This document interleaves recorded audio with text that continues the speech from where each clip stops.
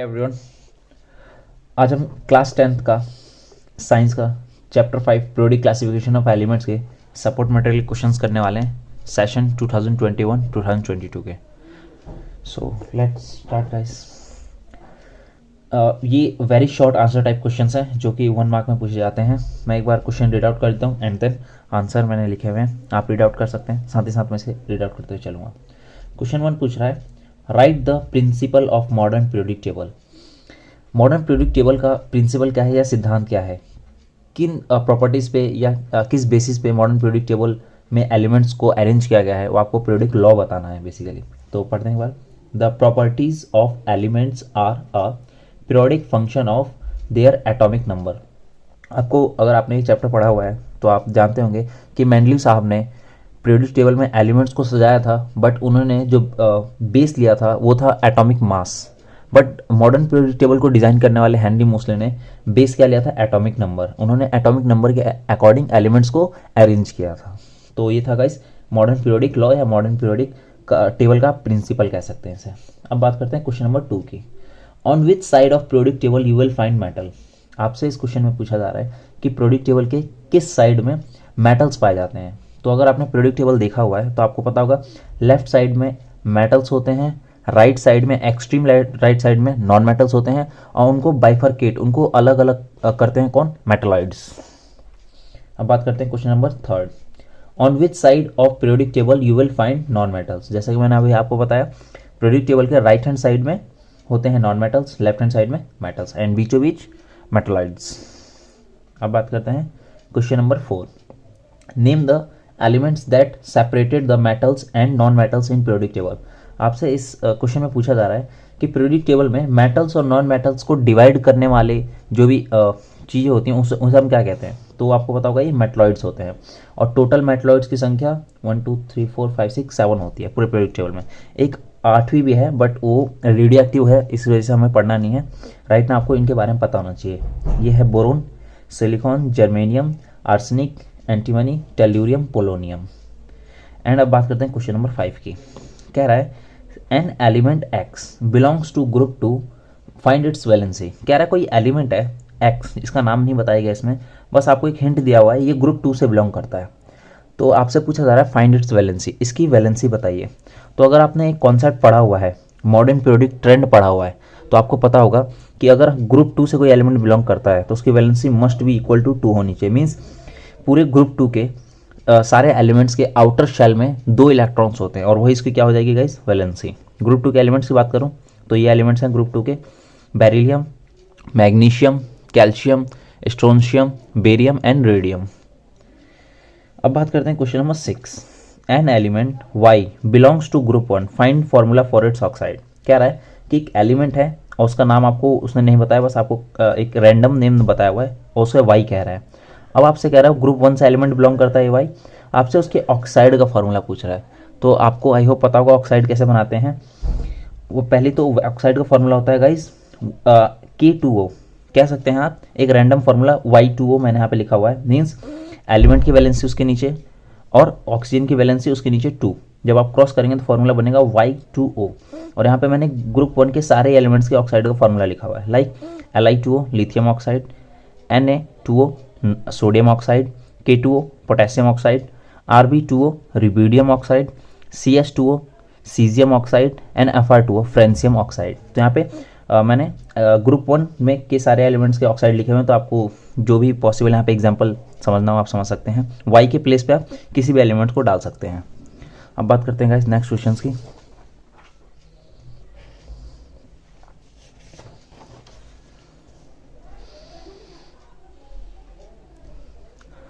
अब एक बार क्वेश्चन नंबर 7 रीड आउट करता हूँ मैं। Name the element that has same number of electrons as that of K plus and Cl negative ion have. अब देखिए गाइज आपसे इस सवाल में पूछ रहा है कि आपको एक ऐसे एलिमेंट का नाम बताना है जिसमें इलेक्ट्रॉन्स की संख्या जो है इन 2 दिए हुए आयन्स के बराबर हो। लाइक ये है पोटेशियम आयन, इसे हम कैटायन कहते हैं, और यह Cl नेगेटिव, ये है एक अनायन, क्लोराइड आयन है। तो फर्स्ट ऑफ ऑल पोटेशियम की बेसिक बात करूँ तो इसका एटॉमिक नंबर कितना होता है, 19। पोटेशियम को K से रिप्रेजेंट करते हैं और इसका इलेक्ट्रॉनिक कॉन्फ़िगरेशन होता है 2 8 8 1। मीन्स इसका आउटर शेल में कितने इलेक्ट्रॉन है, एक। और जब ये एक इलेक्ट्रॉन डोनेट कर देगा पोटेशियम, तो फाइनली बन जाएगा K+ कैटायन। अब इसके इलेक्ट्रॉन्स में एक की कमी हो जाएगी, तो इसका इलेक्ट्रॉनिक कॉन्फ़िगरेशन कुछ ऐसा दिखाई देगा 2,8,8। अब ये गाइस एक नोबल गैस बन चुका है और हाईली स्टेबल है। अब बात करूँ क्लोरीन की, तो यहाँ पे क्लोरीन का एटॉमिक नंबर होता है 17। और इसके इलेक्ट्रॉनिक कॉन्फ़िगरेशन की बात करूँ तो इसका इलेक्ट्रॉनिक कॉन्फ़िगरेशन होता है 2,8,7। और यहाँ पे अगर क्लोरीन कहीं से एक इलेक्ट्रॉन गेन कर ले, अचीव कर ले, तो यहाँ पे इसका भी नोबल गैस कॉन्फ़िगरेशन अचीव हो जाएगा। तो यहाँ पे देखिए गाइस, यहाँ पे एक इलेक्ट्रॉन कमी है, तो एक इलेक्ट्रॉन जब क्लोरीन एडअप कर लेगा तो Cl नेगेटिव एनायन बन जाएगा और इसका इलेक्ट्रॉनिक कॉन्फ़िगरेशन क्या होगा 2,8,8। अब फाइनली बात करूँ कि ये 2,8,8 इतने इलेक्ट्रॉन किस एलिमेंट में पाए जाते हैं, तो ऐसा एक ही नोबल गैस है और इसका नाम है आर्गन और इसका एटॉमिक नंबर है 18। मीन्स इसके जो सारे इलेक्ट्रॉनिक शेल होते हैं वो फिल होते हैं इलेक्ट्रॉन से। बात करूँ आर्गन में 3 ही इलेक्ट्रॉनिक शेल होते हैं एंड यहाँ पे तीनों ही फिल्ड होते हैं। तो आर्गन का एटॉमिक नंबर 18 है, इलेक्ट्रॉनिक कॉन्फ़िगरेशन 2,8,8 और मैंने जैसा आपको पहले बताया ये एक नोबल गैस है। अब बात करते हैं क्वेश्चन नंबर 8 की। Write down 3 elements that show Dobereiner's triad. अब आपसे क्वेश्चन नंबर 8 में पूछ रहा है आपको 3 ऐसे एलिमेंट्स के नाम बताने हैं जो कि डॉबरिनर्स ट्रायड को फॉलो करते हैं। तो आपको पता होगा अगर आपने लेसन पढ़ा हुआ है तो डॉबरिनर्स ट्रायड को फॉलो करने वाले टोटल 9 एलिमेंट्स है, बट यहाँ पे आपसे एक बस ओनली 3 एलिमेंट्स का एक सेट पूछा हुआ है, तो कोई से भी एलिमेंट्स लिख सकते हैं। मैंने बेसिकली यहाँ पे लिखा है लिनाक, लिथियम, सोडियम, पोटेशियम, ये तीनों ही एलिमेंट्स डॉबरिनर्स के ट्रायड को या त्रिक को फॉलो करते हैं। अब बात करूँ क्वेश्चन नंबर 9 की, तो क्वेश्चन नंबर 9 में write down 2 drawbacks of Newlands law of octaves. Newland साहब ने जो लॉ दिया था उसमें क्या कमी थी, उसके ड्रॉबैक क्या थे, उसमें क्या कमियां थी, इसी को आपको बताना है। तो एक बार रीड आउट कर देता हूँ मैं। फर्स्ट इसका कमी क्या था, न्यूलैंड साहब ने जो दिया था octaves, it was applicable up to calcium for lighter elements only. Means Newland साहब ने जो नियम दिया था वो केवल हल्के धातुओं पे ही चलता था। मीन्स कहने का मतलब है कैल्शियम तक एप्लीकेबल था। और मैं बात करूँ न्यूलैंड साहब के टाइम में कितने एलिमेंट्स की खोज हो चुकी थी, तो टोटल 56 एलिमेंट की खोज हो चुकी थी और 56 नंबर का एलिमेंट कौन था, थोरियम। जबकि इन्होंने जो नियम दिया था तो केवल कैल्शियम तक एप्लीकेबल था, तो ये बहुत बड़ी कमी थी। Second, properties of new discovered elements do not fit into the law of octaves. अब दूसरी बात, जो भी अगर जैसे नए एलिमेंट्स की खोज हो रही थी तो उन एलिमेंट्स को जब न्यूलैंड साहब के पीरियोडिक टेबल में बिठाने की कोशिश की जा रही थी तो वो किसी की भी प्रॉपर्टी से मैच नहीं कर रहा था। मीन्स वो उसमें फिट नहीं हो रहे थे, ये थी दूसरी कमी। तो ये टोटल 2 कमियाँ थी। वैसे तो टोटल 3 या 4 कमी होती, लेकिन यहाँ पे 2 पूछा था, हमने 2 लिख दिया। अब बात करते हैं क्वेश्चन नंबर 10 की। पूछ रहा है what was the need for classification of elements. हमें एलिमेंट्स को क्लासीफाई करने की क्या ज़रूरत होती है, हमें क्या नीड होती है, और क्यों हम एलिमेंट्स को एक ही पीरियोडिक टेबल में पढ़ते हैं, क्यों नहीं उसे अलग अलग पढ़ते हैं। तो इसके लिए मैंने रीज़न लिखा हुआ है, जस्ट रीड कर देता हूँ मैं इसे। Classification help us to understand the properties of the elements and their compounds. आपको पता होगा अगर हम एक ग्रुप के केवल एक एलिमेंट को पढ़ लें तो हमें उस पूरे ग्रुप के एलिमेंट्स की केमिकल प्रॉपर्टीज़ पता चल जाती हैं। कैसे? केमिकल प्रॉपर्टीज़ डिपेंड करती हैं किसी भी एलिमेंट के वैलेंसी पे, और हर एक ग्रुप में जो भी एलिमेंट्स होते हैं उन सबकी वैलेंसी क्या होती है, सिमिलर। तो अगर आपने एक एलिमेंट की भी केमिकल प्रॉपर्टीज़ ढंग से पढ़ ली तो आपको आसान भाषा में आपने 6 से 7 एलिमेंट्स के टोटल केमिकल प्रॉपर्टीज़ एक ही एलिमेंट के थ्रू स्टडी कर ली। तो ये हमें बेनिफिट मिलता है क्लासिफिकेशन करके एलिमेंट्स का।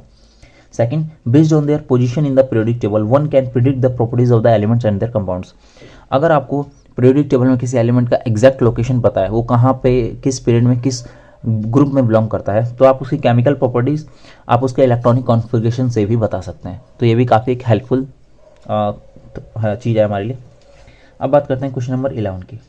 विच important property did Mendeleev use to classify the elements in his periodic table. आपसे पूछा जा रहा है कि मेंडलीव साहब ने अपने पीरियोडिक टेबल को प्रिडिक्ट करने के लिए या उसमें कुछ बातें बताने के लिए जो उन्होंने मेंडलीव साहब ने जो पीरियोडिक टेबल दिया था उन्होंने बेस क्या इस्तेमाल किया था, आधार क्या लिया था। तो आपको पता होगा एटॉमिक वेट का इस्तेमाल किया गया था मेंडलीव साहब के जरिए। देखते हैं,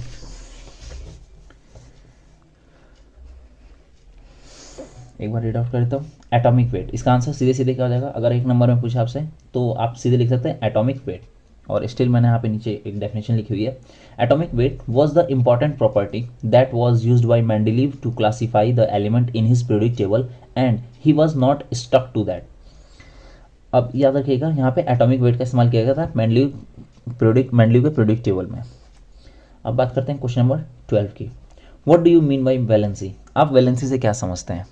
तो इसको मैं पहले आपको बेसिकली समझा देता हूँ वैलेंसी होता है क्या एक्चुअली में।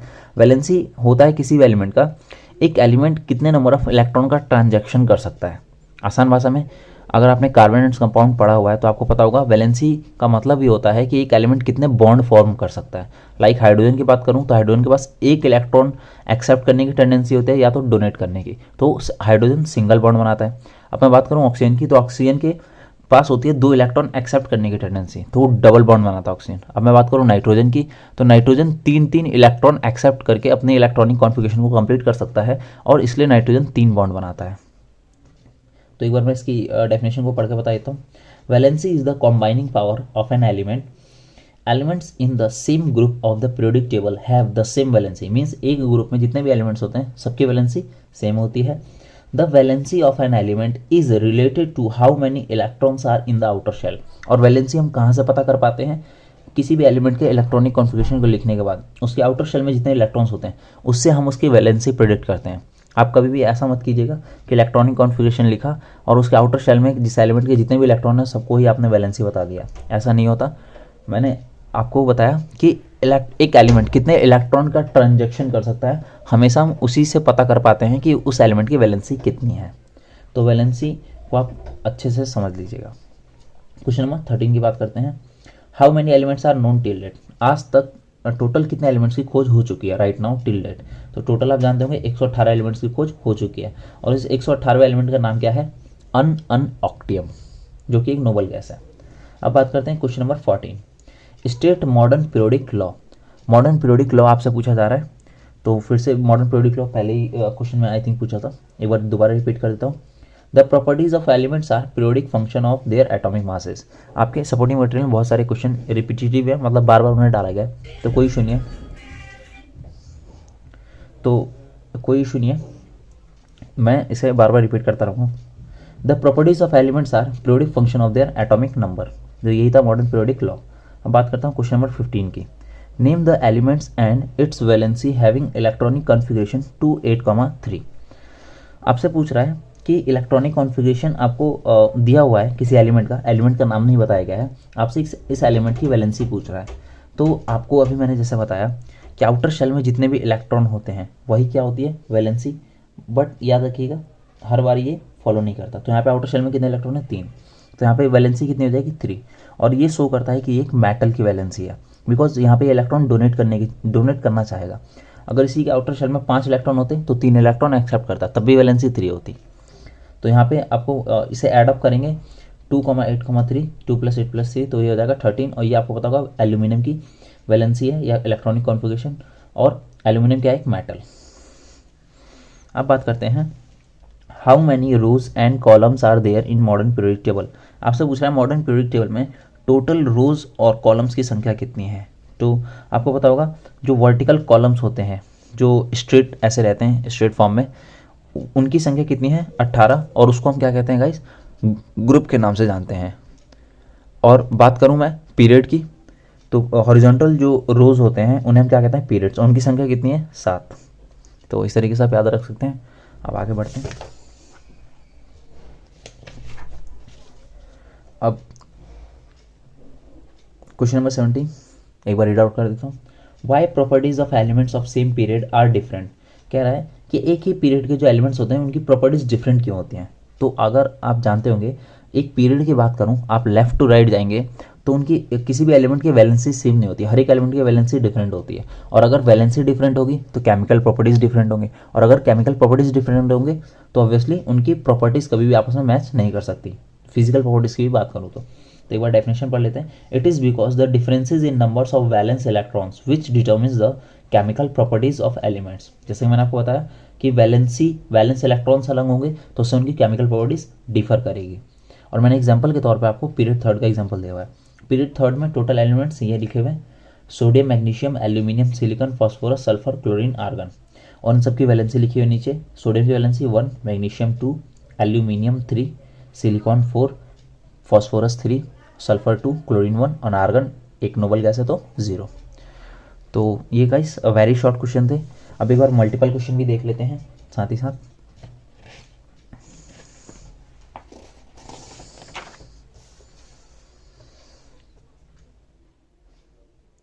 मैं एक बार क्वेश्चन को रीड आउट करूँगा। और गाइज मैंने मल्टीपल क्वेश्चन में ऑप्शंस नहीं डाले हैं, आप एक बार बुक देखेंगे तो आपको ऑप्शंस मिल जाएंगे, मैंने डायरेक्ट यहाँ पे आंसर लिखे हुए हैं, सो सॉरी फॉर दैट। तो स्टार्ट करते हैं। Which of the following combination of elements belong to the same period of Mendeleev और मॉडर्न पीरियोडिक टेबल। आपसे पूछा जा रहा है कि आपको ऑप्शन दिए हुए हैं ऑलरेडी बुक में, तो आपसे पूछा जा रहा है कि इसमें से कौन से दो एलिमेंट्स हैं जो सेम पीरियड में बिलोंग करते हैं। अगर मैं बात करूँ मेंडलीव के पीरियोडिक टेबल की या मॉडर्न पीरियोडिक टेबल की, तो यहाँ उसमें से करेक्ट ऑप्शन क्या था, एल्यूमिनियम और सिलिकॉन। ये सेम पीरियड से बिलोंग करते हैं और ये थर्ड पीरियड से बिलोंग करते हैं, बिकॉज तीनों के पास इलेक्ट्रॉनिक कॉन्फ़िगरेशन में क्या होता है 28,3 एल्यूमिनियम का है और 28,4 किसका है, सिलिकॉन का। तो नंबर ऑफ इलेक्ट्रॉनिक शेल्स कितने हैं, 3, तो इस वजह से थर्ड पीरियड। क्वेश्चन 2 की बात करता हूँ। तो which of the following remains unchanged on descending a group in the periodic table. आपसे बोल रहा है किसी भी पीरियोडिक टेबल में अगर ग्रुप में आप ऊपर से नीचे की तरफ जाएंगे तो कौन सी प्रॉपर्टी जो चेंज नहीं करती। तो आपको पता होगा वैलेंस इलेक्ट्रॉन्स कभी भी आप ऊपर से नीचे जाएं किसी ग्रुप में, चाहे नीचे से ऊपर जाएं, वो हमेशा सेम रहते हैं, मीन्स वो कांस्टेंट रहते हैं, उसमें कोई भी बदलाव नहीं आता। अब बात करूँ क्वेश्चन नंबर 3 की। The highly metallic element will have the electronic configuration of. तो आपको 4 ऑप्शन दिए थे, उसमें से ये जो पोटेशियम दिया हुआ है ये हाईली मेटलिक नेचर का होगा। वाई, बिकॉज यहाँ पे जो आउटर शेल में इलेक्ट्रॉन है ये न्यूक्लियस से काफ़ी दूर है, तो पोटेशियम आसानी से डोनेट कर देगा। बाकी इसके मुकाबले जितने एलिमेंट्स एग्जाम्पल दिए हुए वो सारे गलत हैं। ये पोटेशियम का है, एटॉमिक नंबर 90। अब बात करूँ क्वेश्चन नंबर 4 की। तो element having the smallest sizes, पूरे पीरियोडिक टेबल में सबसे छोटा साइज किसका है गाइस, तो है फ्लोरीन का। और आपको आपकी जानकारी के लिए बता दूं ये पूरे पीरियोडिक टेबल का सबसे इलेक्ट्रोनेगेटिव एलिमेंट भी है। अब इलेक्ट्रोनेगेटिविटी क्या होती है इसके बारे में गाइस आप जब क्लास 12th में जाएंगे तो आपको प्रॉपर इस पर डेडिकेटेड चैप्टर पढ़ना है, तो आप वहाँ जानेंगे इलेक्ट्रोनेगेटिविटी क्या होता है। अब बात करूँ क्वेश्चन नंबर 5 की। तो क्वेश्चन नंबर 5 में आपसे कह रहा है identify the correct statement. Correct statement आपको फाइंड करना है। तो आप जब ये क्वेश्चन पढ़ेंगे तो आपको पता चलेगा तीनों जो स्टेटमेंट दिए हुए तो तीनों ही करेक्ट थे, इसलिए यहाँ पे ऑप्शन क्या हो जाएगा, correct option, all of the above statements are correct statement. अब बात करते हैं क्वेश्चन नंबर 6 की। क्वेश्चन नंबर 6 में पूछ रहा है which pair of atomic numbers represent elements in the same group. कौन से एटॉमिक नंबर के एलिमेंट्स दिए हुए हैं जो सेम ग्रुप से बिलोंग करते हैं। तो आपको पता होगा 11 और 19। 11 किसका एटॉमिक नंबर होता है, सोडियम का, और 19 किसका, पोटेशियम का। दोनों के आउटर शेल में एक एक इलेक्ट्रॉन होते हैं, तो दोनों सेम पीरियड से सेम ग्रुप से बिलोंग करेंगे। अब क्वेश्चन नंबर एक बार 7 रीड आउट करता हूँ। इन modern periodic table the period indicates the value of. Modern periodic table में जो पीरियड होता है वो किसको इंडिकेट करता है, वो कौन सी प्रॉपर्टी हमें बताता है। तो आपको पता होगा वो हमें बताता है शेल्स के बारे में, कि उस एलिमेंट में एक्चुअली में कितने शेल्स हैं। तो वहां पे आंसर क्या हो जाएगा, is number of shells. Question number 8 एक बार रीड आउट कर देता हूँ। The element with atomic number 16 belongs to. क्या रहा है, जो एलिमेंट जिसका एटॉमिक नंबर 16 है वो किस ग्रुप से बिलोंग करता है। तो इसका आंसर क्या है, इस ग्रुप 16 से बिलोंग करता है कौन, जिसका एटॉमिक नंबर क्या है 16, और एटॉमिक नंबर 16 किसका है, सल्फर का। तो सल्फर का एक नॉन मेटल है। क्वेश्चन नंबर 9 की बात करूँ। विच of the following has correct law of triads. कौन से एलिमेंट्स, आपको मतलब एलिमेंट्स का पूरा 4 ऑप्शन दिया हुआ है, उसमें से कौन से ऐसे एलिमेंट्स हैं जो लॉ ऑफ ट्राइड्स को फॉलो करते हैं। तो ये है chlorine, bromine, iodine is the correct option. अब बात करूँ क्वेश्चन नंबर 10 की। According to Mendeleev's periodic table the horizontal rows and vertical columns are known as.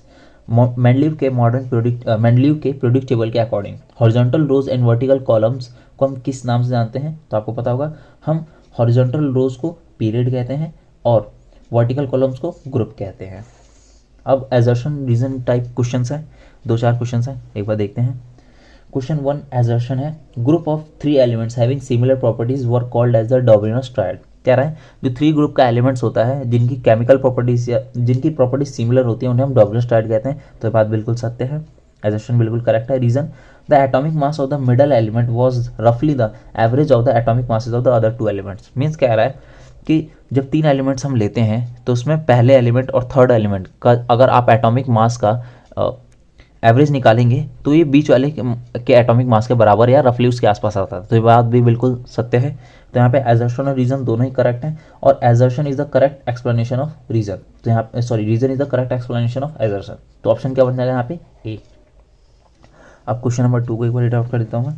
Question number 2 में एजर्शन में बोल रहा है lithium shows less metallic nature than potassium. Lithium जो है लेस मेटलिक नेचर शो करता है पोटेशियम से। तो ऐसा क्यों है? अभी मैंने जैसे आपको बताया था पोटेशियम का इलेक्ट्रॉनिक कॉन्फ़िगरेशन लिख के, पोटेशियम के चौथे सेल में जो इलेक्ट्रॉन है वो आखिरी सेल में एक इलेक्ट्रॉन है, और यहाँ पे लिथियम की बात करूँ तो लिथियम के सेकंड सेल में वो इलेक्ट्रॉन है।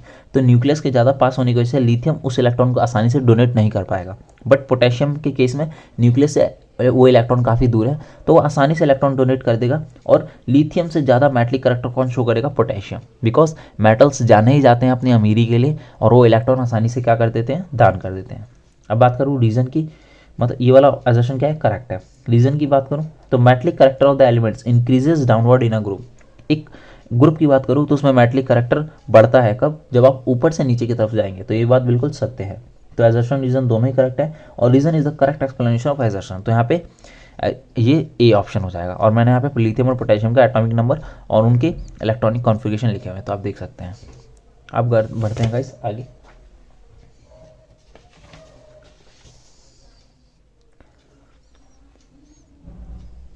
अब गाइस क्वेश्चन नंबर 3 में आपसे कह रहा है एजर्शन में elements present in group 2 have valency equal to 2। कह रहा है ग्रुप 2 में जो भी एलिमेंट्स हैं उनकी वैलेंसी कितनी होती है? 2। तो ये बात बिल्कुल सत्य है, assertion correct.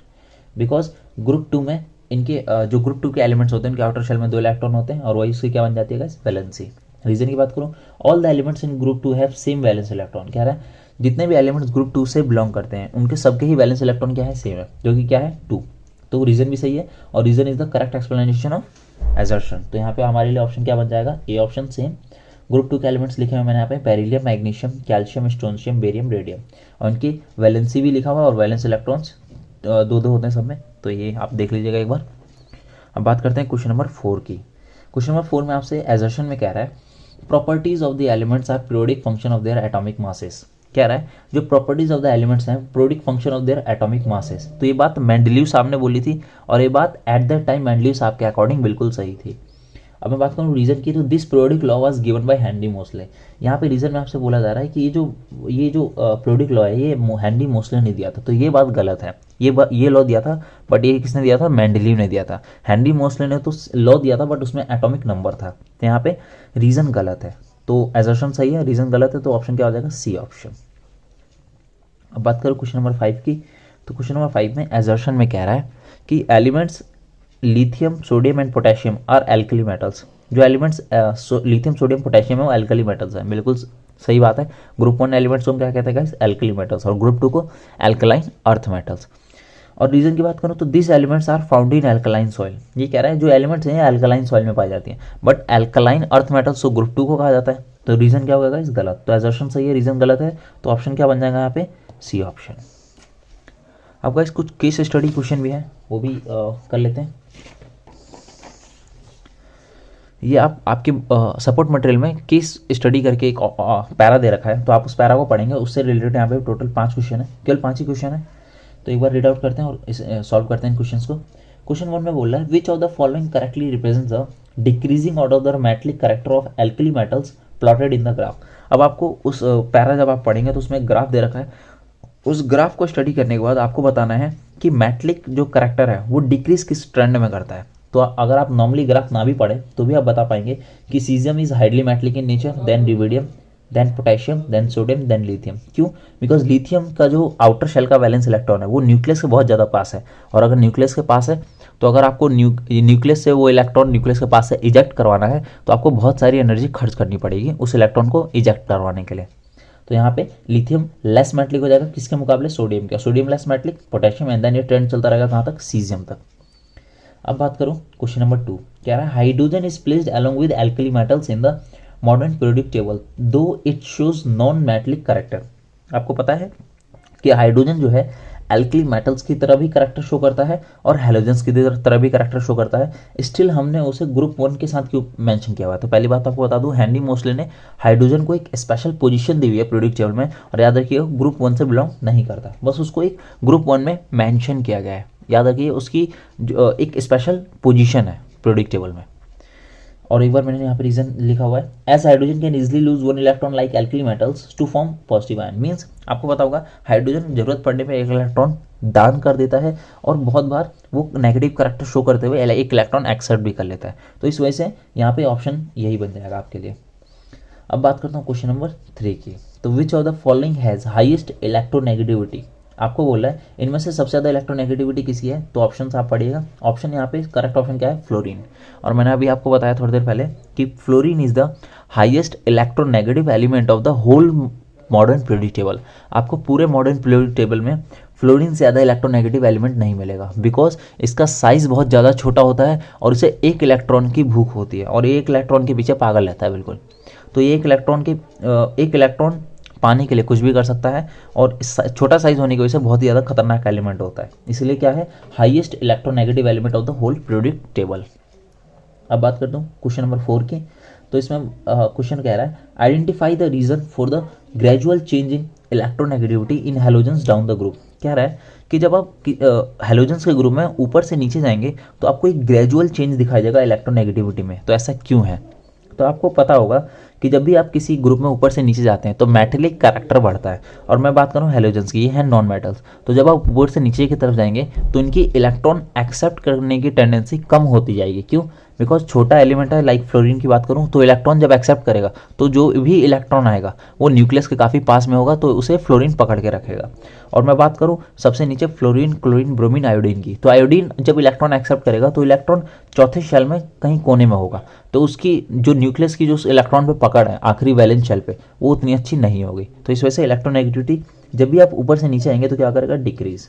Electronegativity decreases down the group due to increase in atomic radius. Atomic radius बढ़ने की वजह से tendency to gain electron decreases, इसलिए इलेक्ट्रॉन गेन करने की टेंडेंसी क्या होने लगती है गाइस, डिक्रीज होने लगती है। अब क्वेश्चन नंबर 5, ये आखिरी क्वेश्चन है किस स्टडी का।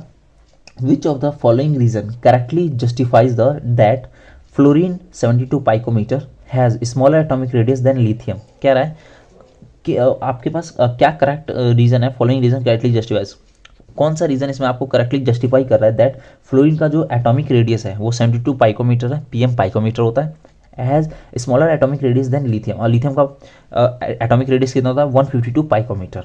तो यहाँ पे जब आप ऑप्शंस पढ़ेंगे तो पाएंगे ये ऑप्शन बिल्कुल सही है। Fluorine and lithium are in the same period, दोनों ही सेम पीरियड से बिलोंग करते हैं बट डिफरेंट ग्रुप से, and across the period atomic size radius decreases from left to right. और जब भी आप किसी पीरियड में लेफ्ट टू राइट जाएंगे तो एटॉमिक साइज घटता है। क्यों घटता है गाइस, बिकॉज आपको पता होगा जब भी लेफ्ट से राइट जाएंगे आप तो न्यूक्लियर चार्ज बढ़ता है और न्यूक्लियर चार्ज बढ़ने की वजह से एटॉमिक रेडियस घटता है। क्यों, बिकॉज जो भी न्यूक्लियस है वो इलेक्ट्रॉन्स को पकड़ के रखना चाहता है और इस वजह से एटॉमिक साइज क्या करेगा, डिक्रीज करेगा। तो यहाँ पे ऑप्शन ये बिल्कुल करेक्ट बन जाएगा। तो गाइस ये था इसका करेक्ट एक्सप्लेनेशन और बाकी के क्वेश्चन की वीडियो में जल्दी अपलोड कर दूंगा। Thanks a lot.